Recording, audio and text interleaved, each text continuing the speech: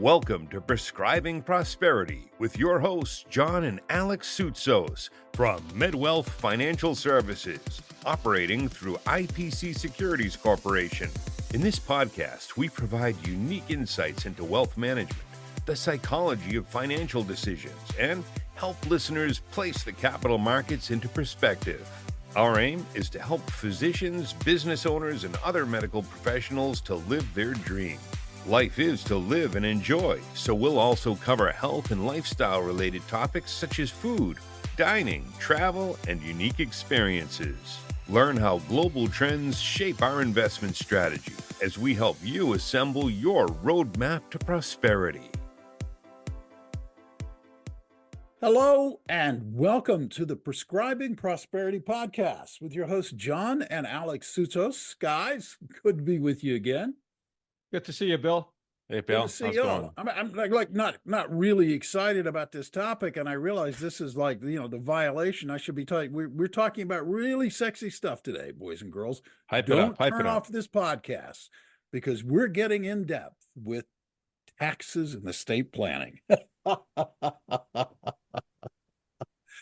It won't be that bad. Really won't be that bad. Hey, listen, Bill, we're all going to be clients eventually. Oh, yes. I know, one way or the other. And one way or the other, we're all going to have the estate. So there's three guaranteed things in life, Bill. There's death, taxes, and Austin Matthews scoring for the Toronto Maple Leafs. So there you go. We need to cover this topic. Go Austin. You're absolutely right, man. It would be a weird day when he didn't score, as a matter of fact, the way he's going. That's right. Absolutely. Well, helping us today to talk about this fun topic is Paul McVean. Paul is a 30-year industry veteran. He is the founder and managing director of Astute Strategies and McVean Tax Professional Corporation. Paul, welcome to the party. Good to see you. Thanks, Bill. It's good to be here. And with that introduction, John and Alex, I turn it over to you because you're far better tax experts and estate planning guys than me. John? Thank you, Bill, and welcome everyone to our podcast today. And as Bill noted, we'll be talking about tax and estate planning, and we're going to cover some other subjects as well, including once you have your money in your business, how to best invest it. So we'll touch on a variety of topics. Paul, you and I met relatively recently. Can you bring us up to speed on how your relationship with our firm, IP Investment Planning Council, came about? Sure. Yeah. I guess it was about a year and a half ago. I was approached by the leadership of IPC regarding being part of a high net worth offering where IPC was sourcing some external experts to assist financial advisors like yourselves in delivering more sophisticated, higher end tax and estate planning, among other services. So they have contacted me and I have come on board to assist in this endeavor, where my firm is one of a few that is recommended for IPC financial advisors to be able to bring in to add additional capacity and expertise.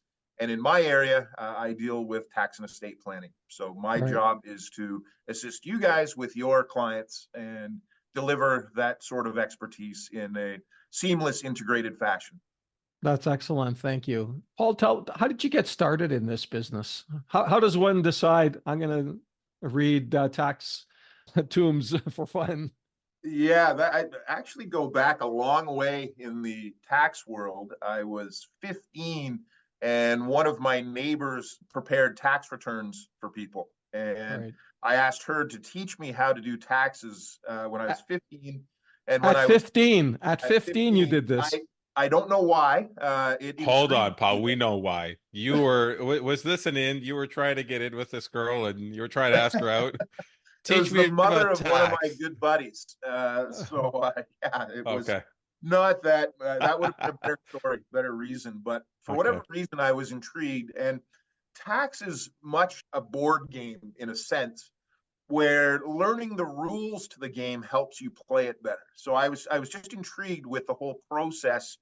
So I learned from her when I was 15, and at 16, I went door to door in the neighborhood I would pick up blank tax returns from the post office, sharpen a bunch of pencils, and ask people in the neighborhood if I could prepare their taxes. And That's an incredible story, Paul. my That's origin absolutely story. incredible. Yeah, I don't think anyone else in my high school did that, but that's Good for where it you. all started for me. And then I trained to become an accountant, specifically a tax accountant and financial planner, and have spent a number of years in public accounting as well as in the wealth management world, delivering tax and estate planning, as well as preparing corporate, personal, and trust tax returns for various people and entities. So, Paul, at what point? So, I assume you started preparing these taxes. You earned a little bit of money, but you continued on with your education. At what point did you hang up your shingle and say, "Paul McVean, CPA"?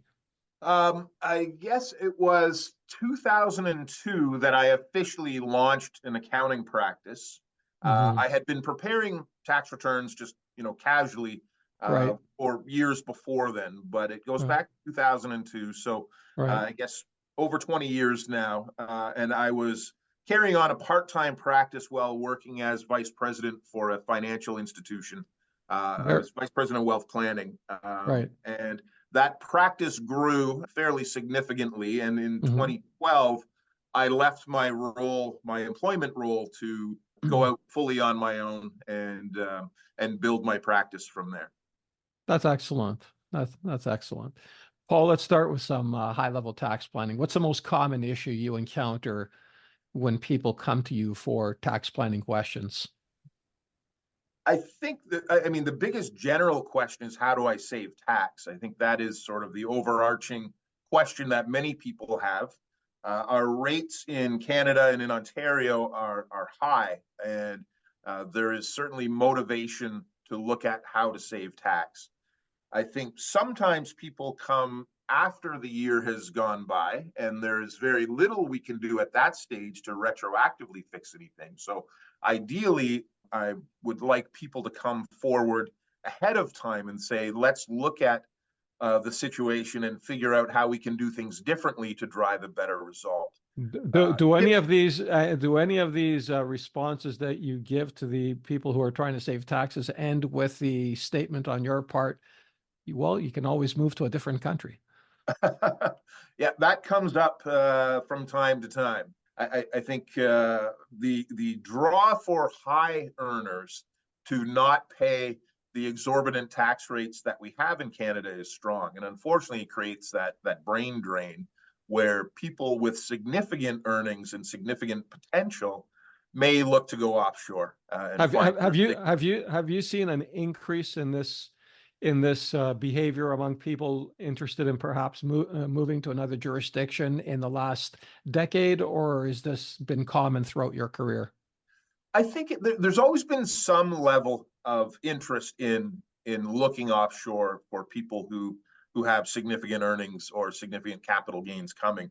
But what really sort of spiked the activity in that regard, and spiked in general people's interest in trying to save tax, is in Ontario, we had marginal tax rates for a long time where the highest rate was 46.4%. And the government, in their infinite wisdom, decided to increase taxes, where the highest marginal rate then climbed over 50% and now sits at about 53.5%. Right. So for some reason, psychologically, paying more than 50% at the high end of the marginal tax brackets, that I think has driven people to want to take additional action beyond what I saw previously. Yeah, well, when you earn $1 and the government wants more than half, I think that's where people draw the line. Absolutely. Yeah. I want to interrupt here just for a quick second. And Paul, I know this is kind of an off the cuff question, but one of the things that we've heard in the past is that, obviously with increasing public expenditure, and I'm not trying to make this an overly political topic, but just out of curiosity, we've heard that with growing public expenditure, obviously they need revenue sources to support that public expenditure. One of the areas that has been talked about is increasing marginal tax rates even further. However, I've heard that they've done research, the CRA specifically has done research to say the marginal tax rate is as high as it can go without causing a significant, you use the term brain drain, but a significant exodus in the population, such that the net receipts from tax revenue would be more than offset by the people who are, or would be offset by the people who would leave. So you'd end up with no more revenue, even with a marginal tax rate that would be higher than it currently stands. Is that true? Yeah, I believe that. I'm not a tax policy expert, but Mhm. I absolutely buy into that thinking. And I think in conjunction with that, for a lot of high earners, particularly business owners, they have some control over how much income they take from their businesses each year, how much they may realize in capital gains, people with large non-registered investment accounts. And I think people will manage their own affairs in a way that will delay triggering tax. So Right. when rates go up, we may lose some people to lower tax jurisdictions, but we also have people who are staying here just simply deciding not to draw as much income, leave more inside companies where Right. they won't be subject to those high personal rates. So Which is basically an pursue- economic wet blanket. Like you're basically stifling people's ability to go out and consume Yeah. because they have no desire to take that money out and have to, fork over more than half of it to the government. Sorry, Dad, I didn't mean to That's interject. okay. Yeah, and I think that holds true, that people will park money and not put it to work in the economy. They may put it to work from an investment standpoint, but they will hold on to it. They will park money and build assets rather than spend. Yeah. If that So spending is costing too much in the way of marginal tax rates. so in other words, they're pursuing deferral schemes as much as Absolutely. possible. Yeah. So just to carry on that topic, we noticed that in the course of meeting with individuals, people are always trying to bend themselves into a pretzel to try and avoid paying taxes. We understand that, but is there much that can be done to avoid that? What are your thoughts there?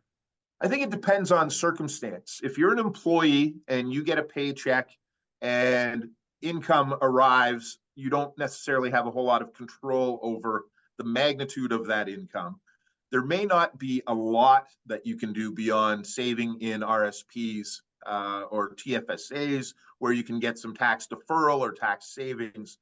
But particularly for business owners and professionals, people who have the ability to manage the amount of income they draw, then certainly there are things that can be done in terms of structure, in terms of compensation planning to try to mitigate taxes.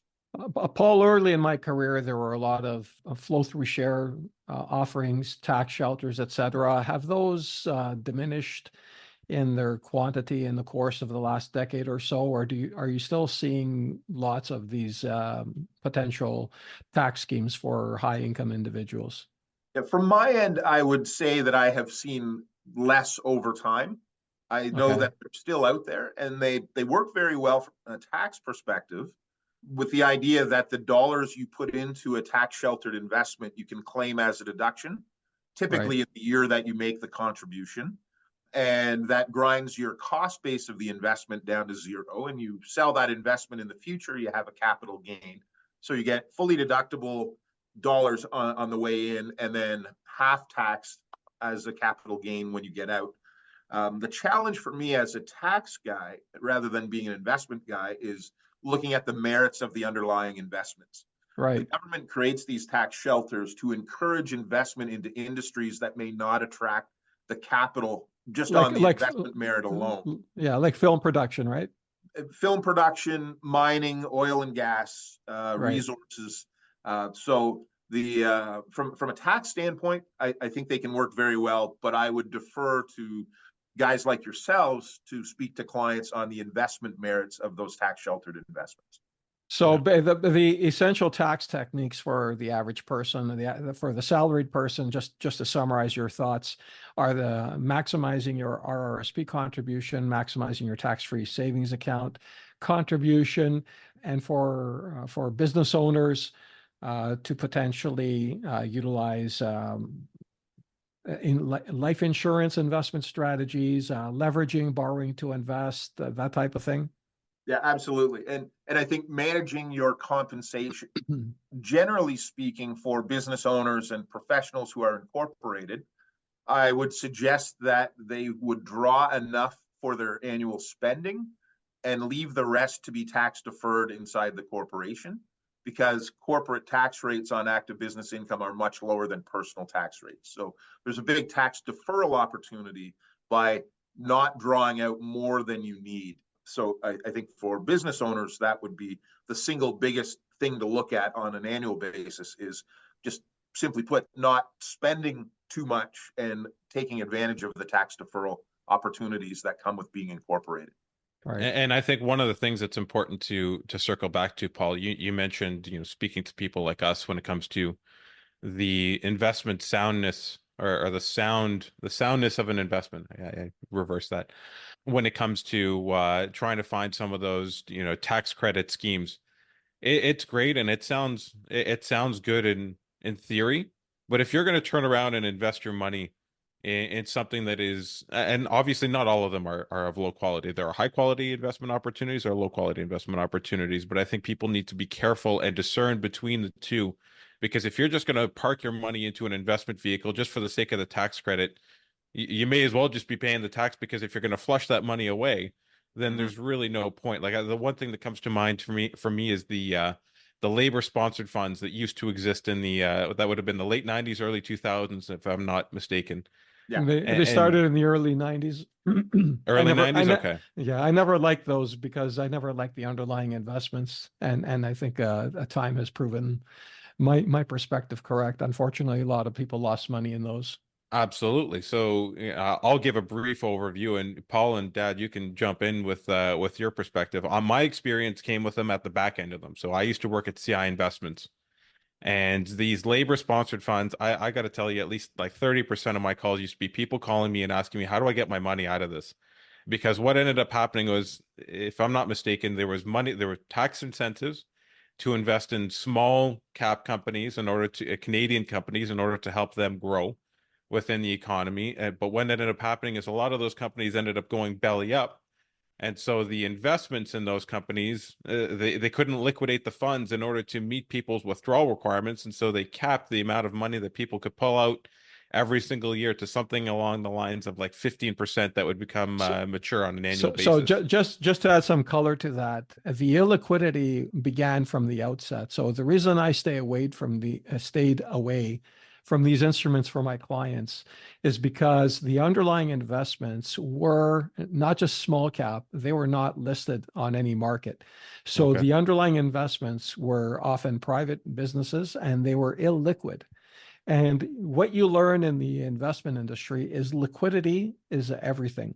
If you don't have liquidity, you have a speculative investment. So to me, these were all speculations, and the tax credit was insufficient to compensate for the risk profile. That's why I never pursued them. Now, that being said, if you put your money in early and got it out within a few years before all this stuff blew up, you'd actually fared quite well.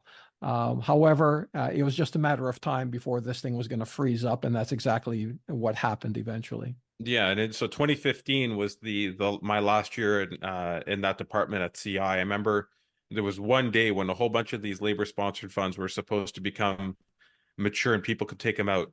There was such a panic for people to run to the exits and pull their money out that they ended up having to freeze it again. Yeah. And there was not enough liquidity to support all the withdrawal requests, and ended up people getting their assets frozen again. And I think a lot of those investments ended up just getting completely closed. The money went away. People lost their investment, and it's the entire purpose of me bringing this up was to just highlight the fact that the tax credit is a great thing to try and chase and try to achieve. I understand the incentive for it, but people need to be smart and logical and make sure that when they're choosing such investments, they need to choose high quality investments that have an opportunity to pay them back or to generate at least a decent rate of return, so that you're not completely throwing your money away for the sake of avoiding a few dollars in tax. Anything further to add on that, Dad, or can we Well, move forward? a long time ago, I learned, and it came from an accountant. You should always make financial decisions based on the merits of the underlying investment and not on the tax implications. Yeah, I It's think that's good advice. Yeah, it's as basic as that. Yeah.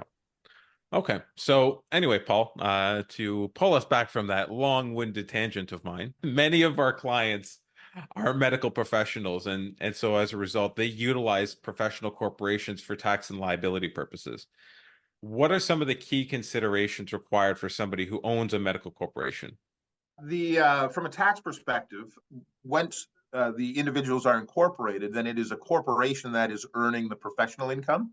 Mm-hmm. And in tax terminology, we refer to that as active business income. And active business income is subject to lower tax rates than if you are not incorporated. So in Ontario, on the first $500,000 of earnings of active business income inside a corporation like a medical PC, the tax rate is 12.2%. And above that $500,000 threshold, the corporate tax rate is 26.5%. So compared to the top marginal rate of 53.5%, there may be as much as a 41% tax deferral opportunity. So we have dollars coming into the corporation, subject to low tax rates if the dollars are left there. And then the individual, the physician, can then decide how to draw money out, how much money to draw out, and in what form it may take. And typically, we're talking about two possible forms. We can take salary or a bonus from the corporation, which is tax deductible to the corporation and just fully taxable as ordinary income personally. Or we can have them take dividends. And dividends, they're by definition, are an after-tax distribution of corporate profit. So when you take dividends, we have a layer of corporate tax, and then we have a layer of personal tax. And dividends are taxed at rates lower than salary to account for the fact that there's corporate tax being paid as well. And in theory, the combined corporate and personal tax when you take dividends should be the same as the tax if you take salary, or if you weren't incorporated and just earned that income as professional income personally. The reality is that those rates are not perfectly in sync. We refer to the combined rates as the integrated rates. And integration, in theory, should be perfect, but it's not. And currently in Ontario, salary is taxed at a slightly lower rate than the integrated rate of taking dividends. From a tax perspective, these days, it's pretty easy to suggest for most medical professionals to draw their income, their personal income, from their corporation in the form of salary. Okay. But generally speaking, more often than not, they're better off with dividends outside of Ontario, just based on the integration issue. So let's say we're talking about a client who's, in Alberta. I'm throwing out a hypothetical province here. They're better off with dividends, but in Ontario, they're basically neutral. They're indifferent. Well, I can only speak to Ontario off the top of my head. I'd have to look up the integrated rates in the other provinces. Okay. But it would be something to check. Maybe about 10 years ago in Ontario, taking dividends instead of salary led to lower overall tax rates. Okay. So the integration can change from time to time as the relative rates between salary and dividends change. So currently in Ontario, salary tends to make more sense under most conditions. Okay. Other provinces, we would have to look at the integrated rates versus the individual rates. That's fair. And so bonuses are no different? Bonuses are basically just the same as salary? That's right. Yeah, we give it a different name because it tends to be paid out as one lump sum rather than periodic. But for tax purposes, salary and bonus, it's identical. Go ahead, Dad. You had a question? No. I was just going to make an off-the-cuff comment, given the fact that tax rates are subject to legislative changes, and this is why I think people in general, when it comes to election time, they got to be looking at policy issues rather than personalities, which is, I think, a lot of people get caught up in, and so be very careful with discussions on the subject of who's coming in and what their proposals are, because it hits home. Yes, absolutely, it does, and I think that's strong advice. So going back to the subject of medical corporations or just any professional corporation, obviously a lot of our clients happen to be doctors, but this would apply, I assume, in the same way to anybody who works in even like lawyers often have professional corporations. You probably have a professional corporation, Paul, based on your practice. I do, yeah. So what are some tools that are available to help extract the most money from the corporation? So obviously then if dividends are off the table, what other tools can they utilize in order to maximize the amount of money that they're able to extract from it on an after-tax basis? I think one step, it may be a small step, but one thing that we would look at each year is expenses that the individual is incurring on behalf of the business and making sure the business compensates them for those expenses. So if there is a home office, having the corporation pay rent for that space, and then the individual will claim offsetting expenses relating to that rental income. That can be a way to get a little bit of money out of the corporation. If there is business travel or professional travel for professionals, paying a per kilometer allowance is a tax-free allowance to the recipient, but still deductible to the corporation. So we look to maximize deductions within the corporation that gets some dollars out into the hands of the individuals. Looking at paying salaries to family members if they assist in the business. Paying salaries to family members can allow for some income splitting, but the salary needs to be reasonable for the work performed in order for it to be deductible to the corporation. So there may be some opportunity to get dollars into the hands of others. Certain professional corporations allow family members to own non-voting shares. Specifically, doctors and dentists have that option. And depending on facts, there may be an opportunity to get dividends into the hands of others. Recently, there were new rules set up called the TOSI rules, tax on split income, that make splitting dividends a lot more challenging. And that has shut that down to a great extent, but hasn't necessarily closed the door entirely. So if family members are working for the business, or if the professional is 65 plus, then they may be able to get dividends into the hands of others who may pay tax at lower rates than the professional. From an investment standpoint, there is lots that we can do from a tax planning standpoint when a portfolio gets built inside the corporation. Mm-hmm. And the dollars are being invested and there is a return on that investment. Specifically, we like capital gains inside corporations. Because when capital gains get triggered, only half of the gain is subject to tax. The other half, the non-taxable half of a capital gain, gets tracked in an account inside the corporation we call the capital dividend account. And capital dividend account allows dividends to be paid out called capital dividends, which are tax-free to the recipient. So from a planning standpoint, for a professional who has built a portfolio inside their corporation, triggering capital gains to pay out tax-free capital dividends to themselves is a great way to get some dollars out without any tax.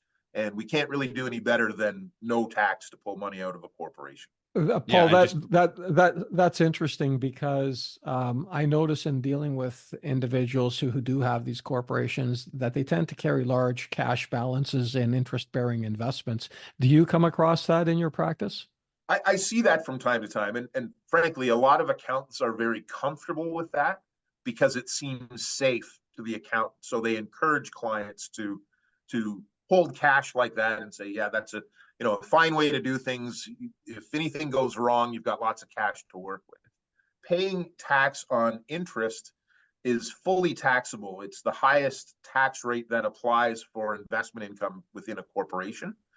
So I guess nice that there is some level of return, but you're losing half of it to tax. And when we consider the tax impact of putting dollars into interest-bearing investments that don't necessarily grow, it can be very punitive from a tax standpoint. That makes total sense in terms of interest being, and this is something that we tell our clients all the time. A lot of our clients get hung up right now the GIC rates. So in Canada, it's a guaranteed investment certificate. I know there's a US equivalent. Do you know what the terminology is for GIC? Yeah, it's CD, certificate of CD, yeah, deposit. correct. So That basically, created problems in the 1990s when CDs were replacing records. well, we won't go down that rabbit hole.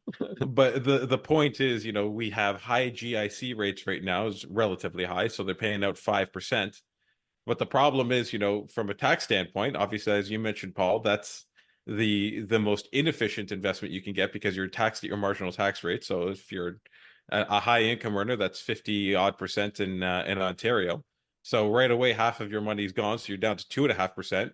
And we've had inflation that's been elevated over the last 2 years. And so if current inflation rates are in the neighborhood of 3%, so after inflation, you're guaranteeing yourself a 0.5% loss. And so it sounds nice. It looks really nice in theory. You see those guaranteed rates, and at the end of the day, all you're doing is you're guaranteeing yourself a loss. And so anyway, that triggered that thought in my mind. One of the things that I also wanted to ask you about with regards to this, Paul, was what about an asset swap with an insurance policy? Is that an effective way to extract money from the corporation on a tax deferred or tax free basis? Yeah, the idea of an asset swap isn't specific to insurance policies. So just to talk about an asset swap for a second, the idea there is a corporation builds up cash as the professional is working or as the business owner is working and generating income. And they may have assets that they hold personally. And the idea of the asset swap is to move something into the corporation that is a tax paid capital in return to take cash out of the company. Normally, when you take cash out of the company, you pay personal tax to get it out, whether it's in the form of salary or bonus or dividends.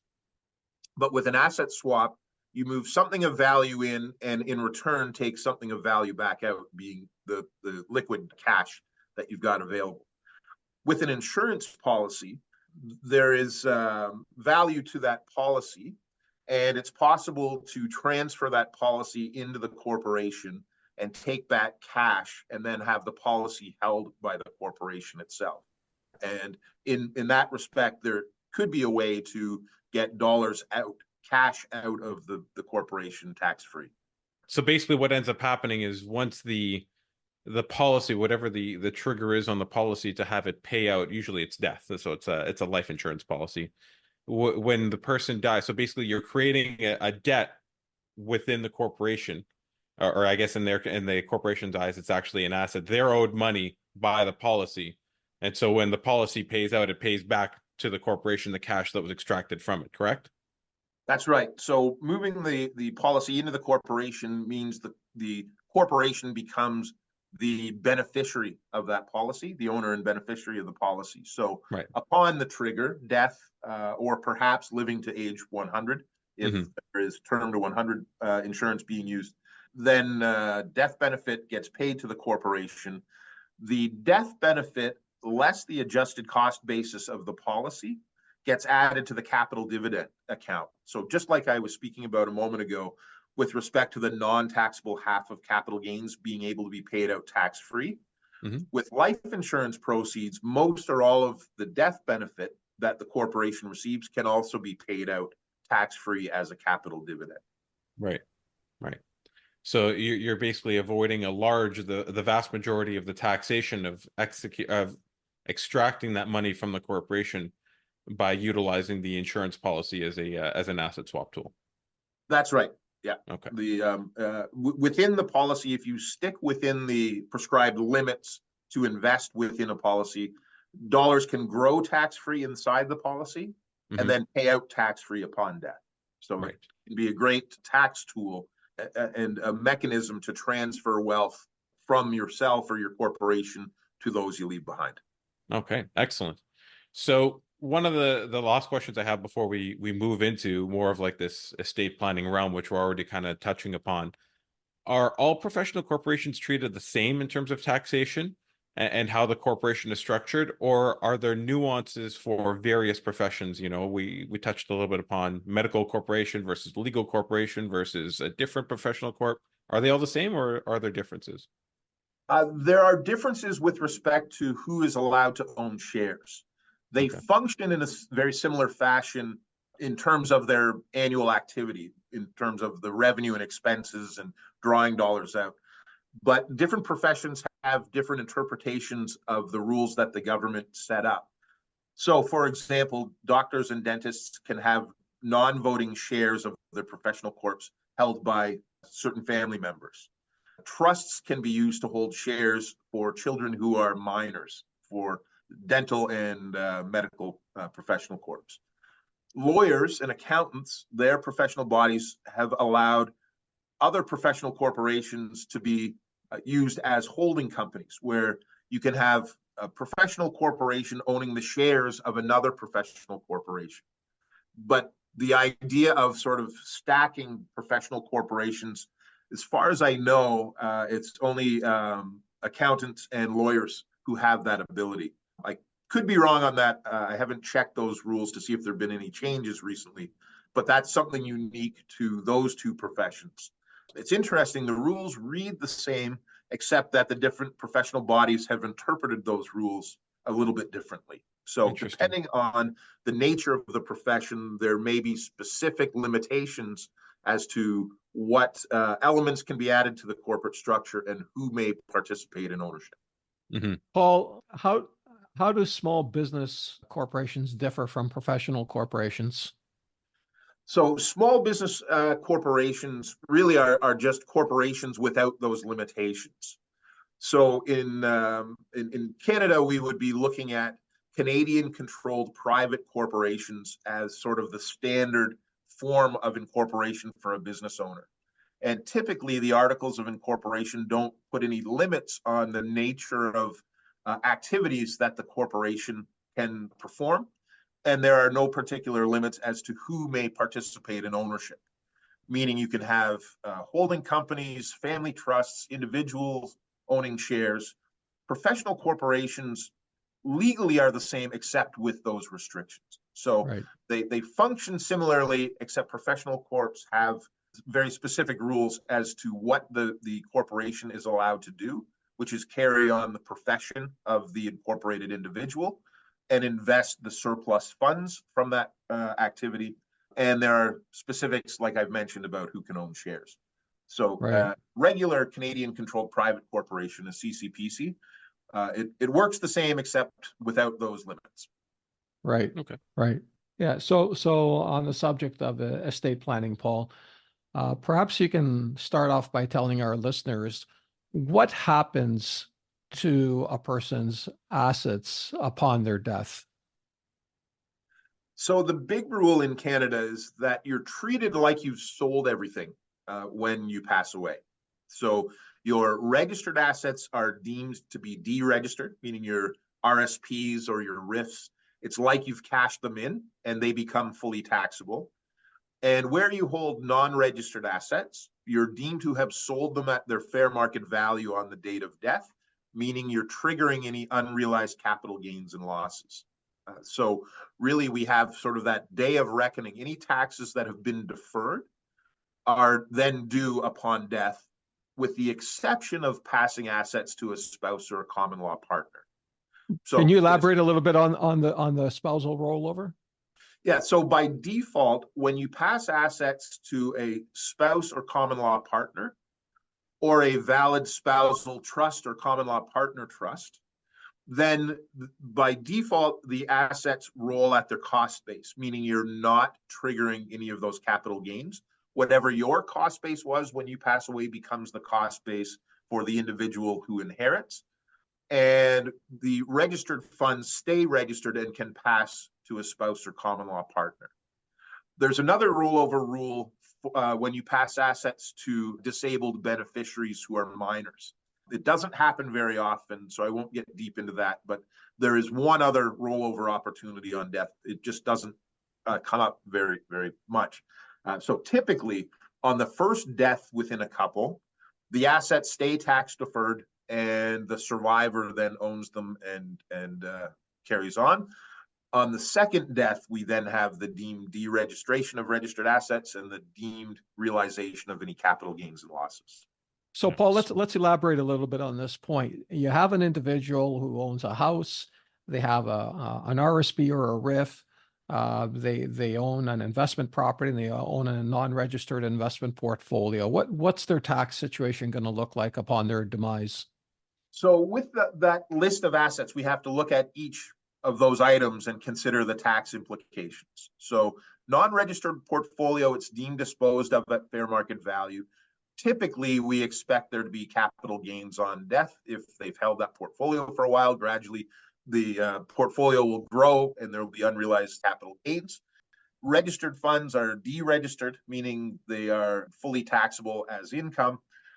When it comes to real estate, we have to look at a couple things. One is this a property that is used by the individual? And if it is, then we may have an opportunity to claim the principal residence exemption, where the growth in value can be tax-free. The catch with the principal residence exemption is you can only claim it on one property in any given year.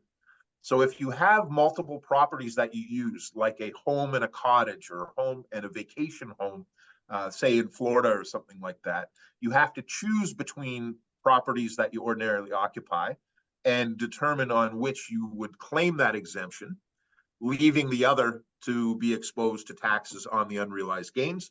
With an investment property, if you're renting it out, the principal residence exemption isn't available, and that property would be subject to capital gains tax as well. Right. And the RIF? RIF would be deemed deregistered, and just the full value of the RIF is included in your income in that year. So you have a $2 million RIF. 53.53% in Ontario is going to the federal and provincial government. That's right. That 53.53% applies on income over about 246,000 in 2024. So lower rates may apply on the first few brackets of income, but in an estate situation like that, a $2 million RIF, probably capital gains on the real estate other than the principal residence exemption, and capital gains on a non-registered portfolio. Much of that will be taxed greater than 50% on death. Price to pay. Without a doubt. What about the tax-free savings account? That is fully tax-free. Once you put money in, any growth and any withdrawal all happens tax-free. So no tax implications in terms of cashing in a TFSA or having it deemed deregistered, I guess. That money grows tax-free. The only issue is there are annual limits to how much you could put in. If there weren't limits, then really we'd want people to put as much as possible into a tax-free environment. So what are the actual mechanics that play out for survivors of a deceased individual? We look at the ownership of each of those assets and how those assets are titled or registered.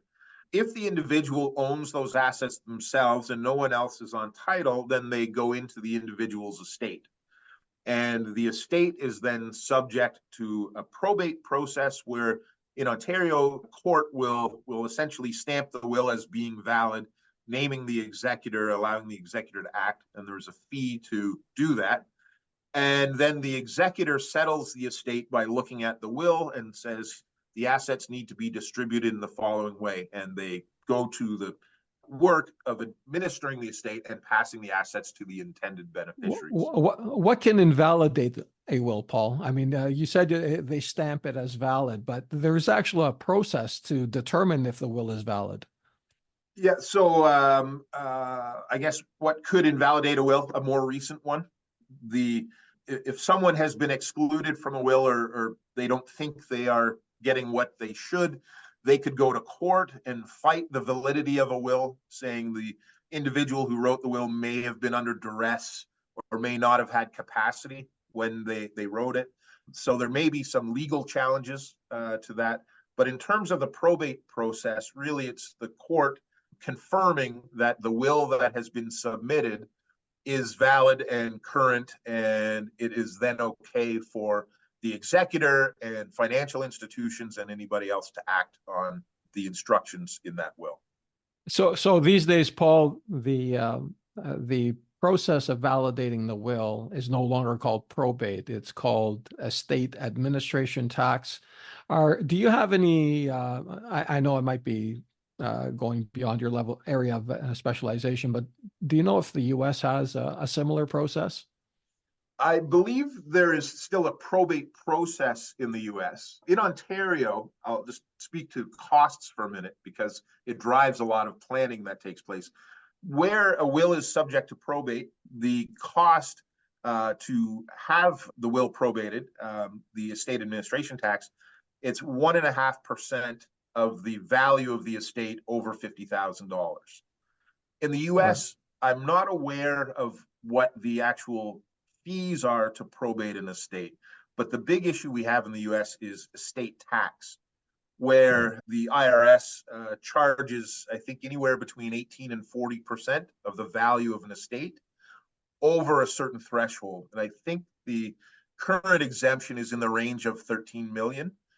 So for large estates in the US, the estate tax is the big issue that lots of US tax filers are looking to plan to avoid. Paul, people spend, especially in retirement, oftentimes a portion of their year in a different jurisdiction.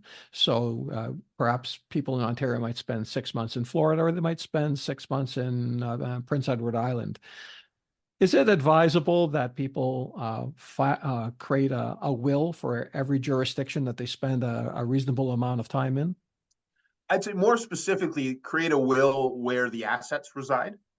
So if someone has assets in Ontario, but then spends a few months in the south of the US in the winter, but don't actually own assets there, then they likely wouldn't need a will just because they are residing in that jurisdiction for part of the year. But what if they pass away property, what if they pass away in that jurisdiction? So let's say someone goes to Florida, they have a heart attack and die. Does that affect their assets? What will be valid? Not to my knowledge, but that's probably more a question for a U.S. estate lawyer to be able to answer. Right. In my experience, I haven't seen that be an issue if the assets all happen to be in Ontario or Canada and someone passes away elsewhere. But I don't know the rules in the U.S. to the same extent as I do here. No, perhaps I was thinking more of power of attorney. So if you're in transit either to the U.S. or to another province, and am I thinking of power of attorney? Yeah, power of attorney, and you become you're in a car crash and you're incapacitated, and you need someone to make decisions. That person's power of attorney was drafted in Ontario, and they were in transit to the U.S., so they're in Pennsylvania when this happens. Are they going to have problems demonstrating who the person has the legal right to make decisions? That's a great question, and I just don't know the answer to that. Again, that's more of a legal question. Okay. So certainly, if it's drafted in Ontario, it definitely would have effect.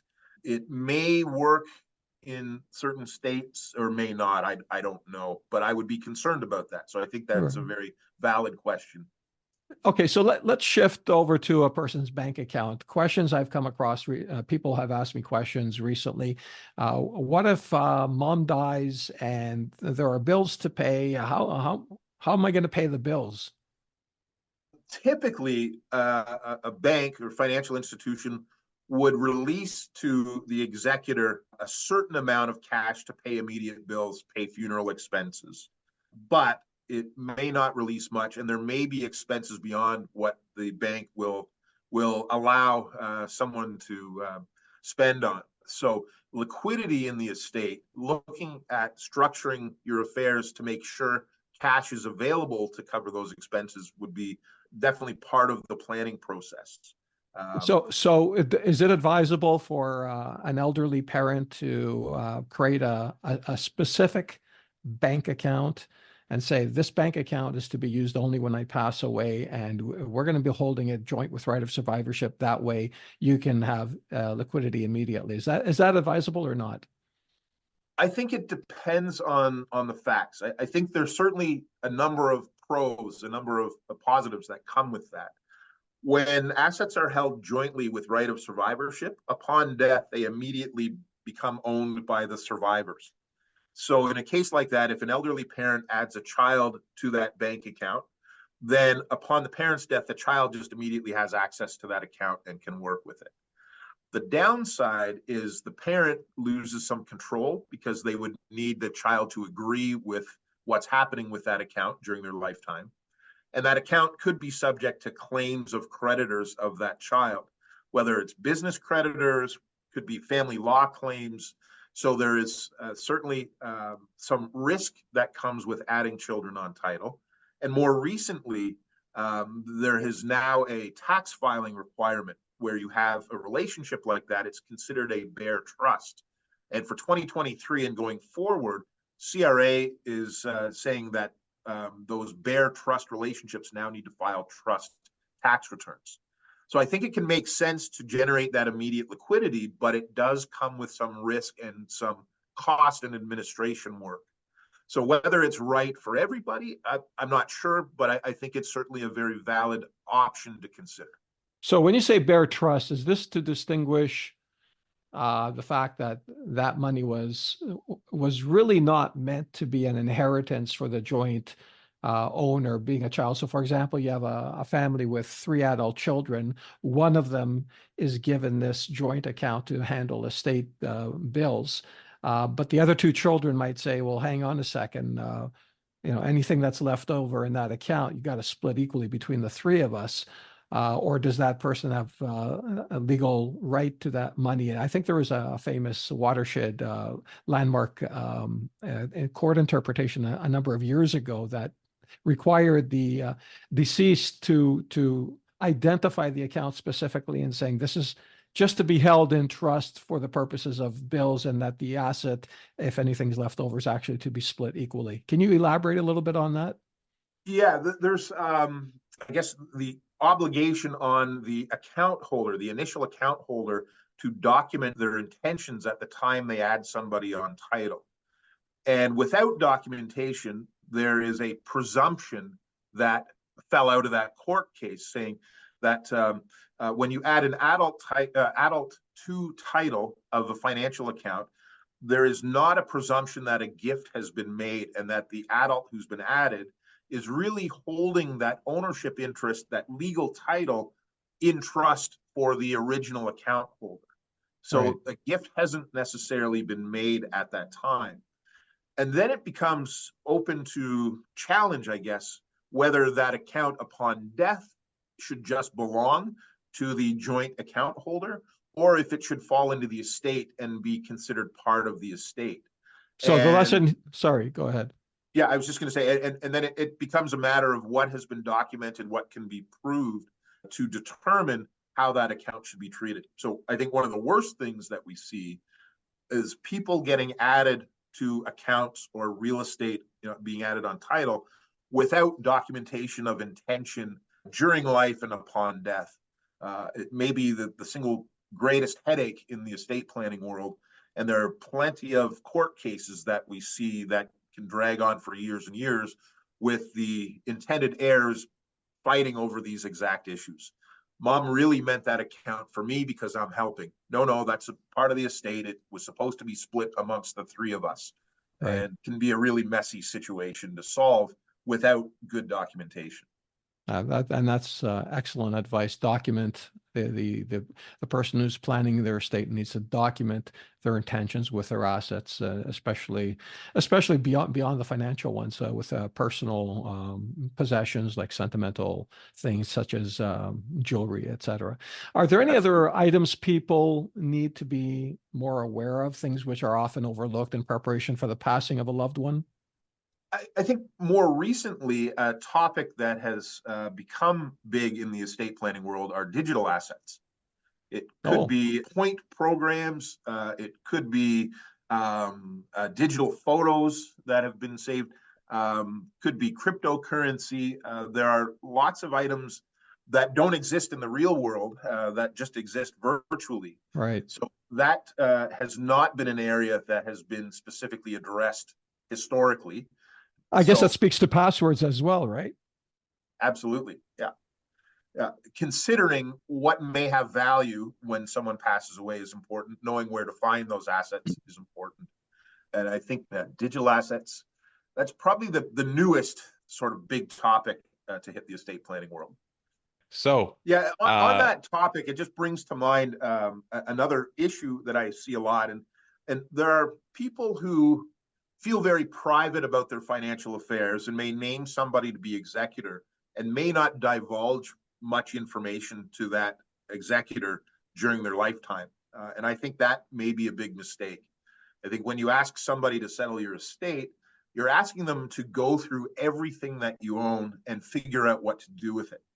And I think a lot of time can be spent trying to figure things out where in someone's lifetime, if you're being named as an executor, I think the person naming you could be preparing you by giving you a list of what is there. Maybe not including all values if there's some sensitivity around that, but just identifying what are, where are all the places you should be looking for assets when I pass away. So safety deposit boxes, financial accounts, insurance policies, all of those kinds of things. It can be a real challenge to dig up that information for an executor who is not well prepared ahead of time. That makes sense. Outside of my wife, I think of all my friends who I would trust to go through my affairs, and unfortunately, a lot of them like to party. So I don't know that they'll outlive me. May not be great executors. Exactly. Anyway, Paul, so what tools are available to the individual to minimize the taxes owing upon death? So looking at rollovers where possible to spouses or common law partners. Other than that, I think really what we're looking at before death is looking at how to be drawing down on assets. So planning ahead of time for what assets will be left when you pass away is important. If you pass, you're gone, you have triggered tax consequences. And at that stage, there may not be a whole lot that can be done if you haven't prepared. If you have charitable intentions, there's a lot that can be done looking at the timing and magnitude of donations to help mitigate tax. When you donate, you don't save more than you're donating. You would save at that 53.5% tax rate typically, but better perhaps that your dollars go to a charitable cause than to CRA, for example. Can I create the human fund like George Costanza and make it payable to to my heirs? Is that a real charity or a viable option? Yeah, I've always wondered if someone has actually gone out and created a charity or nonprofit using that name. I think that'd be pretty funny. That'd be hilarious. It is possible to set up your own foundation or your own charity. We see that for people who have significant charitable intentions, usually $5-10 million plus, might go down that road. So there's some work that can be done on that front. For business owners, there are a few strategies to consider upon death with respect to the shares of the private corporation you leave behind and the assets that are in that corporation. But typically, if someone has passed away, we're generally too late to do very much at that stage. So it's all about planning ahead of time for what you're left with at the point that you pass. So one of the things, or some of the things that people can do to plan are things like, insurance plans, and life insurance plans to pay out. As you mentioned, they're a great tax-free option to generate liquidity that avoids taxes, or maybe you set it up in a way that you anticipate, or you try to approximate how much tax will be owing on your estate and have an insurance payout that's relatively comparable, so that way you're not really depleting what's left in the estate, what's going to be left over for your beneficiaries, so that there's capital available to pay down that tax and not put that burden on them or on the estate itself. Estate freezes are something that I know we've talked about in our presentations together, Paul. Do you mind just elaborating a little bit on what's involved in an estate freeze? And obviously that's something that applies to an individual who owns their own professional corporation. Yeah, an estate freeze really refers to taking assets that grow in value over time and stopping the growth in your own hands and passing that growth to others, typically the next generation. Because we're taxed when we pass away, if we can pass growth to a younger generation, then we're delaying the tax on the capital gains that arise. So with someone who has a corporation, the mechanism of an estate freeze typically involves trading in your common shares of that corporation that grow as the value of the corporation grows, in return for fixed value preferred shares that no longer grow in value. So if you've got a company worth $3 million today, and it's going to grow to $10 million, if we trade in our common shares now, we take back preferred shares that are worth that same $3 million mark. And then the company can issue new common shares to those you intend to benefit. So kids, grandkids, could be spouse, could be other family members too, or anybody else that you choose. But the idea is the growth from 3 million to 10 million, that $7 million increase, can now fall in the hands of someone else who presumably will pass away at a later date than you might. So an estate freeze can cap our capital gains at today's number rather than having the growth continue for the next 10, 20, 30 years. I'm just going to jump in here quickly. The growth you're referring to, Paul, is not necessarily just growth in the underlying business. It can also be growth in an investment portfolio that is within that corporation. Is that correct? Absolutely. Yeah. So I'm talking about growth in the value of the shares of that company, but you're right, John, that growth can be driven by an active business becoming more valuable. It can also be driven by a corporate portfolio that grows in value as well.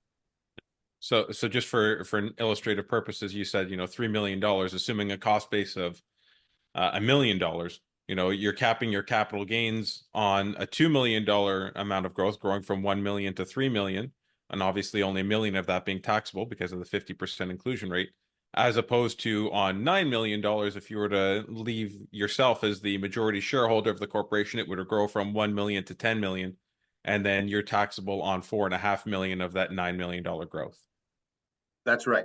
But just to clarify one point, we're talking about growth at two different levels when a corporation's in the mix. So we may have assets in the corporation themselves where, say, there's a $3 million fair market value to that portfolio and $1 million cost base. Mm-hmm. That's the cost of the assets held by the corporation. But when you pass away, you're deemed to sell the assets that you hold personally, not the assets that the corporation holds. So the shares of that private company typically have a very nominal cost base. So if the value of the company is $10 million, typically the cost base of the shares that you own, that you're deemed to sell when you die, is like $1, $10, something like that.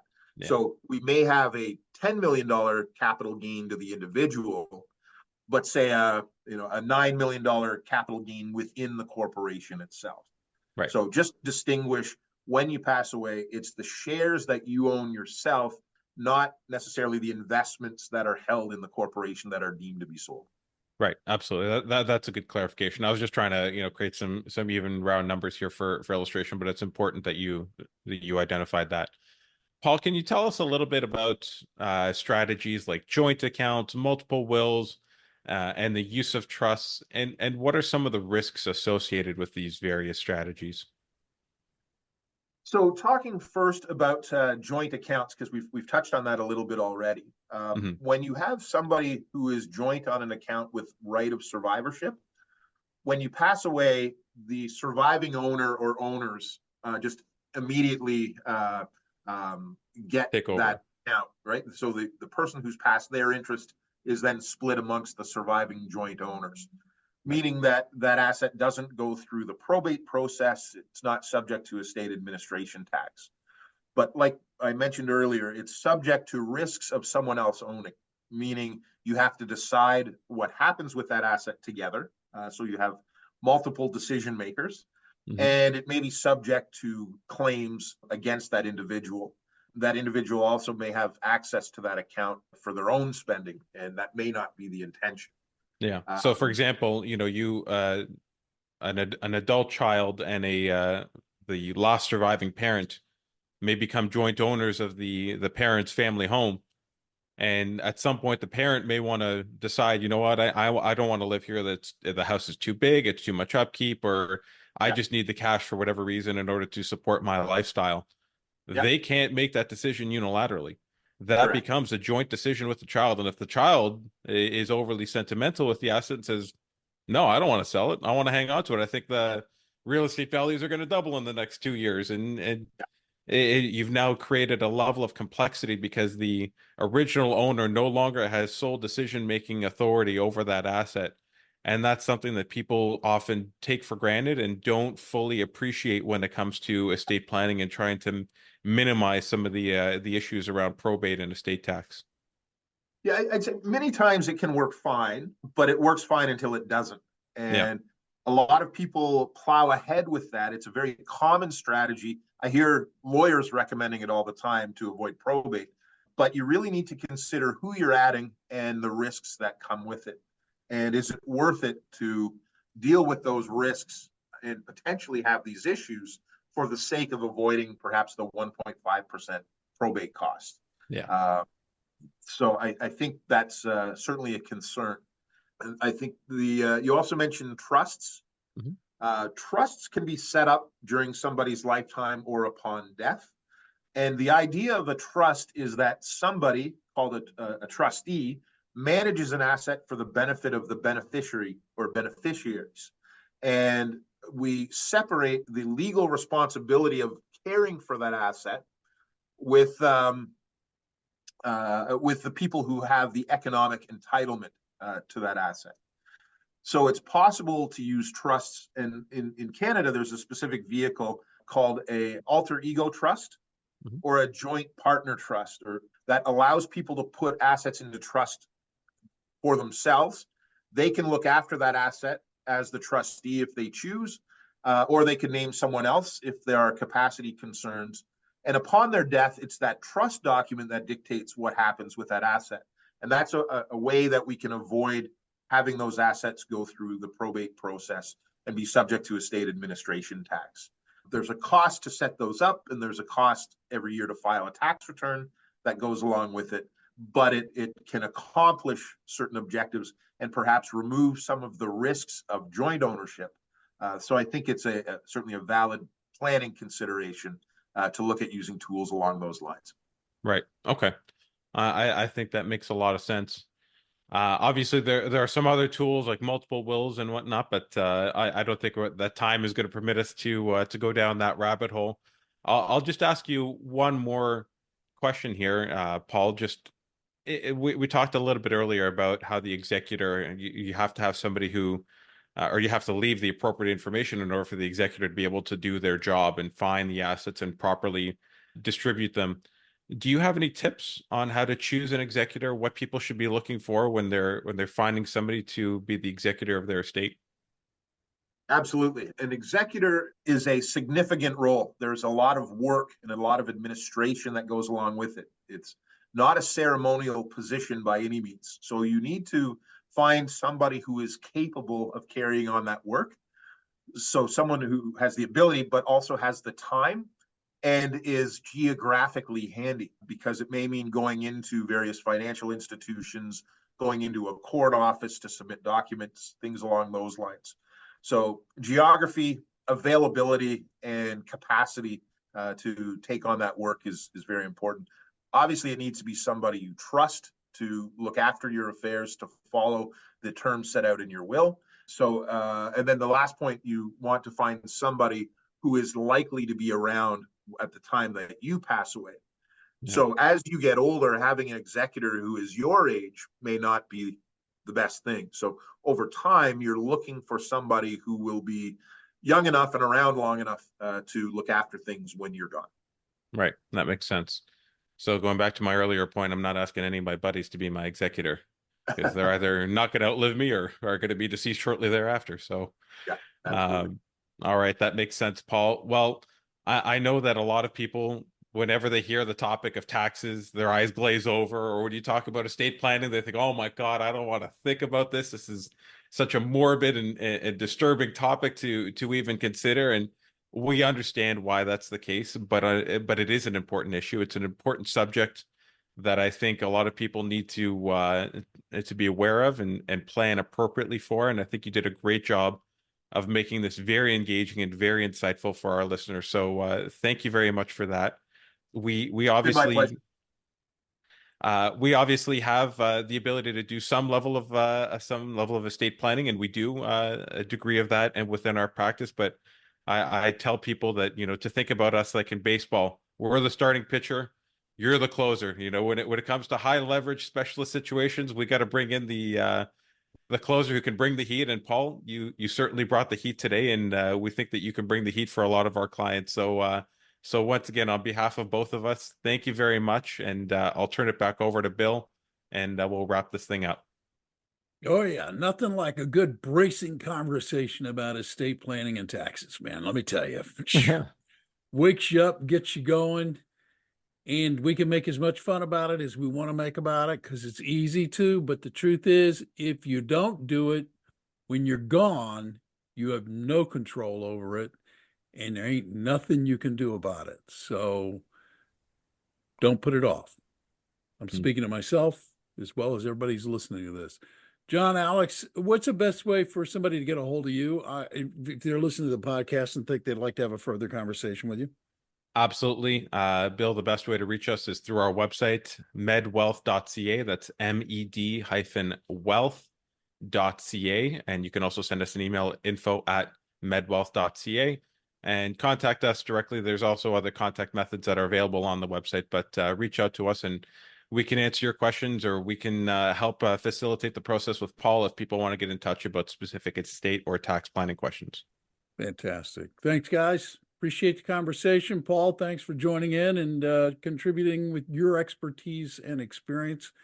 For those of you who are listening who are not subscribers, hit subscribe. It's really easy. That way you do not miss another episode of this podcast. When it's released, you'll be notified. And we'd also ask you that if you like the podcast, tell people about it. Help spread the word. Get it out there. Let people know what's going on. Tell them you like the podcast. And let people get involved. Let them hear. On behalf of John, Alex, and everybody at MedWealth, I'm Bill Tucker. Thank you for listening today. Reminding you that you can go out today and make it a great day or not. You do have a choice. Thanks for listening. Thank you for listening to Prescribing Prosperity. Visit our website at med-wealth.ca. That's med-wealth.ca for more information or to connect with us for a consultation. Don't forget to click the follow button to be notified when new episodes become available. The information covered and posted represents the views and opinions of the hosts and their guests and does not necessarily represent the views or opinions of IPC Securities Corporation. The content has been made available for informational and educational purposes only. The content is not intended to be a substitute for professional investment advice. Always seek the advice of a qualified and licensed financial service provider with any questions you may have regarding your investment or retirement planning. MedWealth Financial Services can provide a private consultation to help you determine the suitability of any guidance discussed on the show.